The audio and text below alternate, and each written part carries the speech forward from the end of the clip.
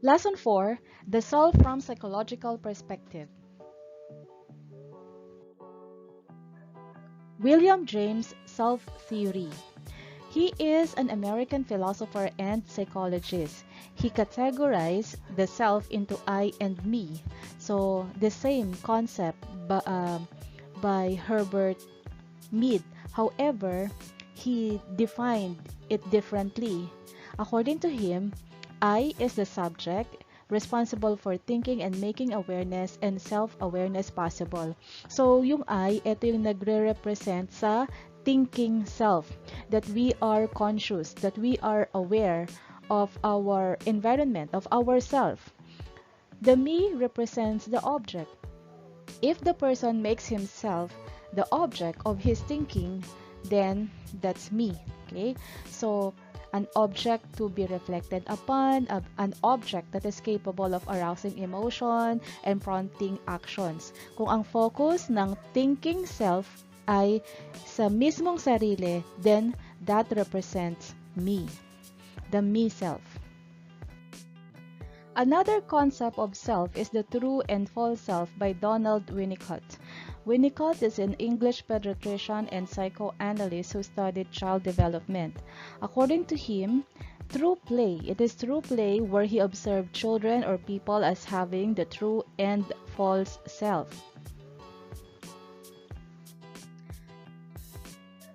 According to Winnicott, itong true self at false self ay mayroon nito sa lahat ng tao. For the two to exist in healthy individual, they should be functional for the advantage of both the person himself and the society. So, dapat alam natin gamitin kung kailan natin dapat gamitin ang true self at false self. A person that struggles to fit in but still experiences the feeling of being forced to comply rather than adapting gracefully to the situation is a person whose self is maladjusted and unhealthy. So kung minsan nagagamit natin itong true self kung tayo ay nagpapakatotoo sa sarili natin. Pero kapag ginagamit naman natin yung false self, kapag nasosobrahan na, puro sunod na lang tayo ng sunod kung ano yung dapat na ine-expect sa atin, then that would be unhealthy. It becomes maladjusted. So ano ba ang ibig sabihin ng false self at true self? Ang false self ay tinatawag din na fake self. Hindi totoo. Ideal self. Ito yung gusto mong maging. A perfect self. Meron bang perfect na self? A pseudo self and adapted self. Kasi adapt lang ng adapt. So this is composed of the parts of the self wherein behaviors are altered. Binabago natin yung behavior natin, feelings are repressed, kinokontrol yung mga damdamin, and one's needs are set aside in order to fit in with the groups. So kahit na may mga pangangailangan tayo, dinidisregard na lang natin because we would like to be nice to other. We would like to be a part of the group, a feeling of belongingness to that certain group.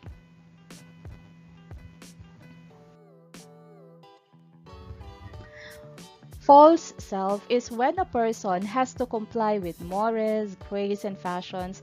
A false self is activated. Ito kasi, kapag meron tayong mga sinusundan na kung ano yung uso, pag meron tayong gustong gayahin, yan lumalabas ang false self. Kasi yung konsepto na nakukuha natin sa ibang tao.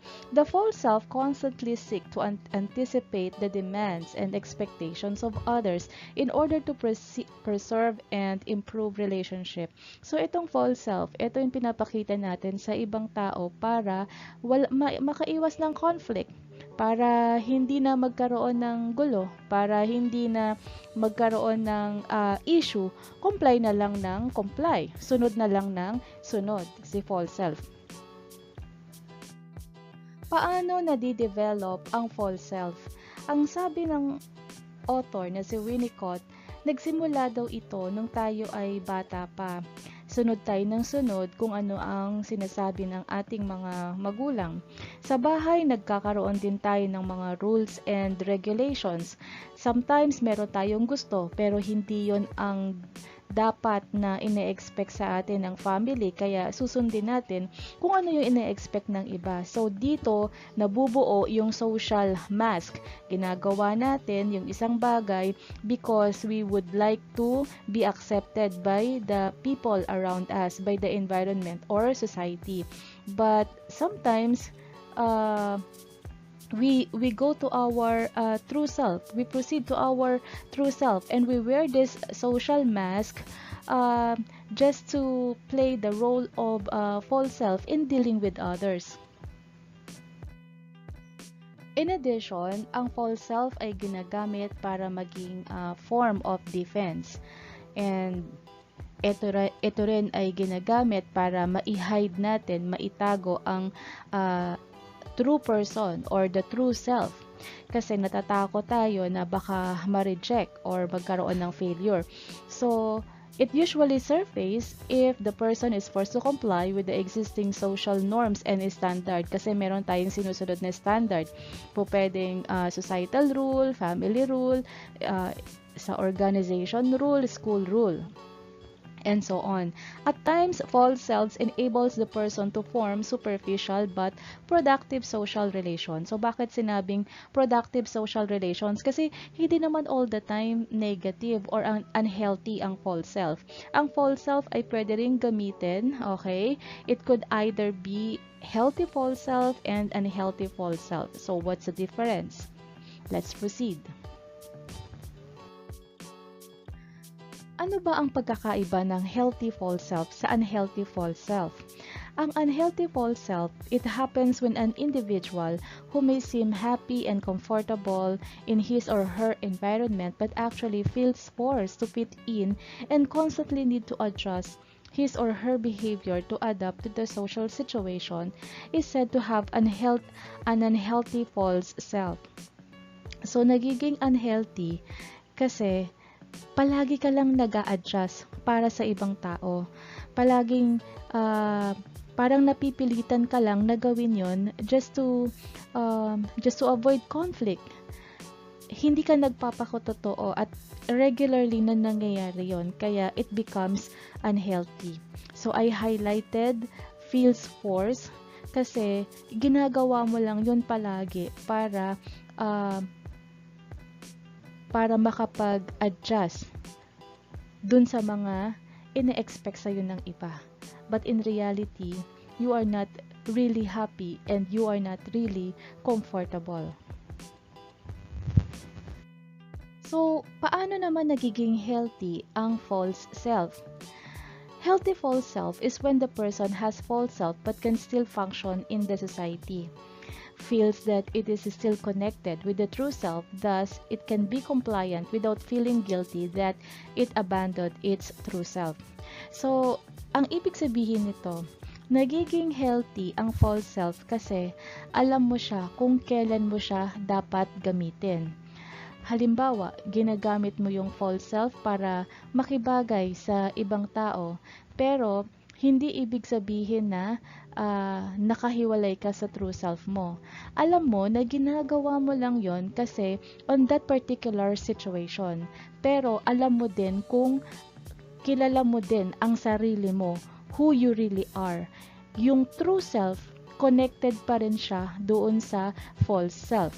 So let's say for example, healthy false self, nagagalit ka sa boss mo. Nagagalit ka sa boss mo dahil napaka-unfair niya. Pero, hindi mo pinapakita sa kanya dahil alam mo na posible na mawalan ka ng trabaho. Now, in that sense, hindi naman ibig sabihin na sunod lang siya ng sunod. Ginagawa niya lang yung trabaho niya para makibagay, pero at the end of the day, alam niya pa rin kung sino siya. A person with dignity, a person who is well respected. So, that's the main point. Tinatawag siya na healthy self kasi ang false self ay connected pa rin sa true self. Hindi lang puro sunod ng sunod. Ang true self ay tinatawag din na real self, authentic self, original self, and vulnerable self. vulnerable kasi nare-realize niya na ang self ay hindi perfect and possible na magkaroon tayo ng weaknesses, not only strengths. It is the expression of who you really are. Hindi ka nahihiyang ipakita. Kung galit ka, galit ka. Kung masaya ka, masaya ka. That is what you truly feel. That is what you truly think about yourself, and that is also the way you behave and express yourself. So the true self is characterized by a high level of awareness in the person of who he is. Kilala niya kung sino siya, alam niya kung ano yung kakayahan niya, alam niya yung kahinaan niya, and a person also realized that no one is perfect. So the true self is the individual who recognizes his strengths and accepts his limitations. So kahit na magkaroon ng failure, hindi siya takot na magkamali kasi alam niya na it's part of being the true self. But he never afraid to try all over again. The self can also be identified either a multiple or a unified self. According to Mead, a multiple personality is in a sense normal. So parang normal lang na meron tayong multiple personality because we play different roles in our life. And according to William James, properly speaking, a man has many social selves as there are individuals who recognize him and carry an image of him in their head. Okay? So, meron talaga raw tayong maraming social selves in dealing with others. Merong iba't ibang point of view kung ang self ay multiple, kung ang self ay unified. And according to one social psychologist, the concept of self loses its meaning if a person has multiple selves. The essence of selves involves integration of diverse experiences into a unity. In short, unity is one of the defining features of selfhood and identity. So, merong mga nag-negate or hindi naniniwala na ang self ay dapat nagre-represent into a multiple self. Kasi nawawala daw yung meaning. Dapat daw yung identity at selfhood can be distinguished by its unity. So, therefore, there should be a unified self. Now, contemporary psychological studies challenge the notion of a single distinct, only one self notion of self. Several major personality theories propose that the mind is made up of several sub-selves. So, may kanya-kanya silang point of view. Okay? Yung mga psychologists, other psychologists, believe that we have several sub-selves within our mind. Okay? Yung ibang psychologists naman na nagsasabi na it could be possible that the self could be multiple. Well, it depends on their point of view. Next is the self theory by Carl Rogers.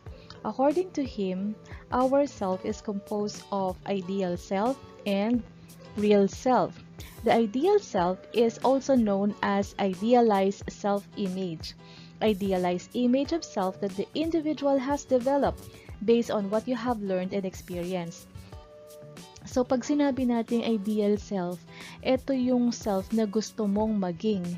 Okay, na po pwedeng sinabi sa'yo ng parents mo na dapat ikaw teacher ka, dapat ikaw nurse ka, ikaw dapat police ka. What you admire in others. Halimbawa, nakita mo yung model, ay gusto mong maging model din. That could be ideal self. What the society sees as acceptable. Siyempre, yung impression is positive, kaya gusto mo ma-appreciate din ng iba. And what you think is your best interest. Kung ano man yung mga gusto mo na maging, yun ang composed of ideal self. Ano naman ang tinatawag na real self? It is the person you actually are. the one who are in reality how you think, feel, act at present, and how you behave right at the moment of this situation. So, for instance, someone who is not a good singer, yun talaga yung real self mo. Desires to be someone who can sing well, yun naman yung ideal self. So, yung ideal self, ito pa lang yung mangyayari pa lang, yung gusto mong maging. But the real self, ito yung sa kasalukuyan. Ang sabi ni Carl Rogers, dapat daw hindi malayo ang distansya ng ideal self sa real self. Bakit? Kasi the greater the discrepancy between the real self and ideal self, the greater the frustration and distress one will experience. So, dapat merong congruence. Kasi kapag halimbawa, sobrang tayog ng ideal self mo, nandito ka lang sa medyo mababa, possible na maging cause siya ng frustration kasi parang ang hirap niyang abutin. So, as much as possible, according to Carl Rogers, dapat maiksi lang, okay? Yung distance ng real self sa ideal self para hindi magkaroon ng frustration or distress. Kailangan ng congruence. Self-worth is high when the real self and ideal self are close to each other. Yun. So, yun pala yung kailangan kung bakit magkaroon ng congruence para ma-develop yung self-worth or yung self-esteem natin. Kasi parang attainable or achievable naman yung ideal self. Now, Carl Rogers also proposed the concept self-concept or the term self-concept. It is the belief of one person about himself including his attributes. So, pag sinabi nating self-concept, lahat ng characteristics na alam mo sa sarili mo na pinapaniwalaan mong tama, that refers to your self-concept. Again, pag sinabi nating self-concept, ito yung totality na pagkakilala mo sa sarili mo. Ikaw ba ay mabait? Ikaw ba ay yung physical characteristics, your opinion, your attitudes about yourself, lahat yon nagre-represent ng self-concept. And it is composed of 3 components. Usually, it revolves around the self-worth or self-esteem, self-image, and ideal self. Ano naman ang self according to Albert Bandura? In his agentic theory of self, he represents self as human agency, referring to the capability of the individual to exert influence over the course of his or her action. Ang ibig sabihin nito, ang self daw ay may kakayahan to decide for himself or herself. So people are not merely passive entities molded by environment forces or driven by inner influences. So, ang self daw ay hindi naman basta receive lang ng receive kung ano yung na-acquire niya sa environment. Hindi ibig sabihin na exposed ka sa lugar na magugulo ka rin. Why? Because it depends upon the person. Because we are free to decide if we will allow ourselves to be engaged or influenced by those people. So, it rejects the notion that selfhood is culturally influenced. It's because, sabi nga, kung ano daw yung kultura mo, yun yung nagre-represent sa self mo. Ang sabi ni Albert Bandura, not all the time, because it depends upon the individual if he decides to follow that culture or not. So, it looks upon every human being as capable of thinking and controlling his or her action because we are free to make decisions.